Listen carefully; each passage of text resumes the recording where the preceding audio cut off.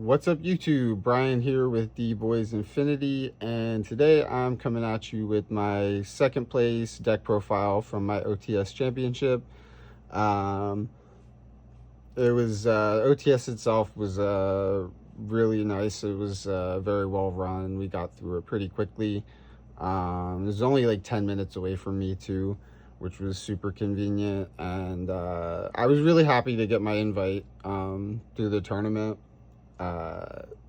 Because last year was very frustrating with me, or for me, to get my invite, which is very strange. I'm used to doing well at this game, and I played in 13 events, including every YCS in North America, except for Indianapolis, like right before Nats, and then several regionals, probably half of them down in Florida. And I drove up to Philly to play in one to visit my family while I was up there as well.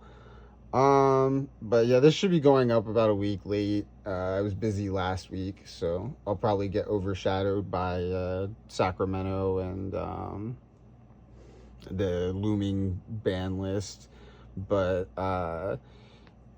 yeah, for the most part, I didn't play test enough or practice enough last year. This year, and even right before Nats as well, I definitely made it more of a point to use pretty much all of my free time on Yu-Gi-Oh! The time I would spend like watching TV, playing video games, etc. And I still do those things, but only when I have like extra free time. And even then, sometimes I want to spend that extra free time on Yu-Gi-Oh! Because I love this game a lot. One thing I wanted to do before we got into the deck profile was a quick shout out to Dank Ritual. They have a gaming mouse. I've been using it for work. It's really nice.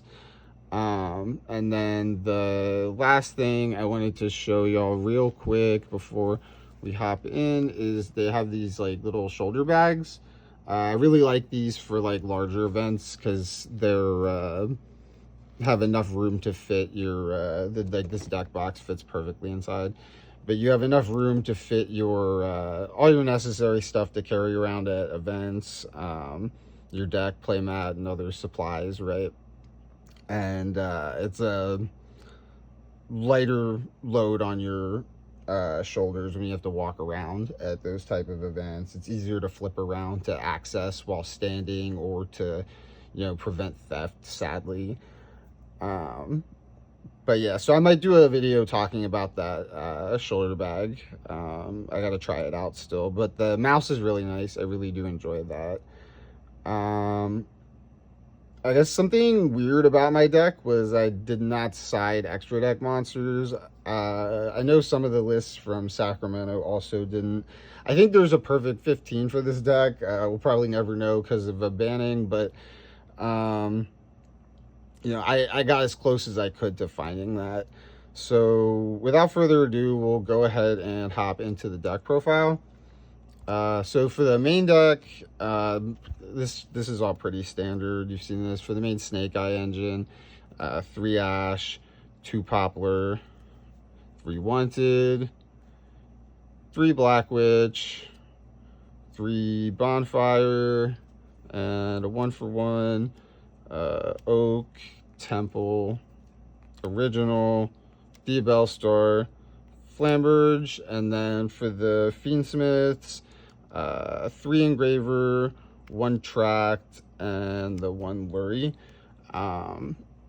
It's all pretty self-explanatory. I know some, to get closer to 40, some lists are cutting back on, some of the engine cards. I wanted to run a decent amount of non-engine, but I was able to trim some of that down to get it down to 42 cards, which was the total for the deck list. And for that non-engine, right, the defensive cards, 3 Ash is pretty standard, 3 Impermanence, and 3 Valor. These effects are really good, obviously, because of the mirror, but they're also just really good in general. Especially Impermanence. 3 Nibiru, One of the only like really high impact hand traps. It's good in combination with these or Ghost Ogre, which I think is like very underrated right now. Um, but I played this in the LCQs and I really liked it. And then I played it at this tournament. I still really liked it. Um, yeah, I just think the card's really good right now. And then the last two hand traps I played were two Bestials because of all the Fiendsmiths running around. They also, the other thing I like about these is their hand traps. Because I'm playing like 15, and then this is like 17, but these can also be extenders as rank 6 bodies or for link material during your turn. So they're not like totally useless. For the extra deck, relatively standard: Anima, IP, SP, Hida, Nightmare Phoenix, for the 5s to get Princess off the board. I like this card because of its utility too. Is really good. Princess, obviously, Celine, Appaloosa, access code. I played to go for a game. It only takes up 1 slot compared to Zealantis and Raging Phoenix, which you can do natively off your engine with this, but like also this can let you usually a lot of times will use this to climb into this, and so it enables the access code without having to play like an additional card. And then for the Fiendsmith extra deck, I played Moon, Requiem, Sequence, Lacrima. Those are pretty standard. And then the last thing, I played 2 rank 6s. I played Beatrice and Evolzar Lars. So Lars is pretty interesting. I played it instead of the Desiree. It could very well be the Desiree. Both are very easy to make. In testing, oftentimes they didn't come up. You'd be ending on like the old board because they would have a lot of hand traps or disruption. So like playing like Necroquip into Lars was really strong because sometimes the rank 6 into Beatrice just wouldn't be able to get you anywhere. So like you could at least end on this. Oftentimes I'd lose though if I had to go for Necroquip, and that's why I didn't end up playing it. But I think this card is better with Necroquip. And also if there's the inevitable Beatrice ban, which I think is going to happen, we obviously have to start considering other rank 6 plays for the Fiendsmith deck, whether we're making rank 6s or not, right, in whatever deck. But it's also a fire. That's the other weird synergy. You can pop it with Princess or summon it while Princess is on the board. Of course, you can like Desiree negate Princess to like make Appaloosa and stuff. You lose that play line. But I wanted to try it out, and overall it was really good. Desiree can negate too as well, so, but I thought the card was pretty good. Would I play it again? Not sure, because waiting on a ban list, but I would definitely consider it for other decks, especially ones that really can't make use of Beatrice, either that card or Caesar. Side deck real quick, 3 Mourner, more hand traps, right? The 3rd Bestial. I played 3 Cosmic Cyclone. Right before, these were Dark Rulers, and I swapped them for Cosmic Cyclones because I knew I'd see some kind of back row decks. OTS championships are like larger locals with, you know, potentially earning your invite and the really nice mat, which I obviously didn't get because I was in 2nd, but so I knew I would run into some random rogue. There was a stun deck, traditional stun, as well as runic stun. So I'm glad I did that, because before I was only running the lightning storms. And I wanted the Cosmic's chainable. It's good in like the mirror and stuff too, right? Or it can be good. So like it had utility in case I didn't run into a lot of back row decks, but I wanted enough removal for back row.